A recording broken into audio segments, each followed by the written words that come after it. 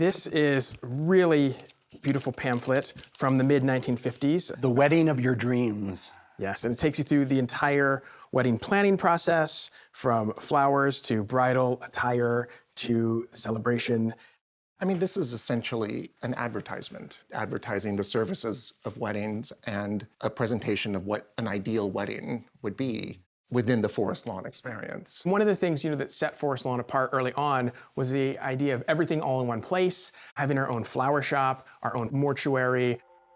It's also important to think of this as a very modern, very 20th century model of business efficiency. The consolidation of services and businesses within one enterprise. In fact, thousands of couples have wed at Forest Lawn over the decades. Eric and I just had to learn why so many chose to exchange their vows at a cemetery. So we met up with Sandra Zaldana and Joe Sampson, who married at Forest Lawn's Church of the Recessional in 2022, and just happened to be Forest Lawn employees. What made you get married at a cemetery? Have you been asked that question? So we both work here, and I thought it would be very, very meaningful. This church has a lot of history, and it's absolutely beautiful.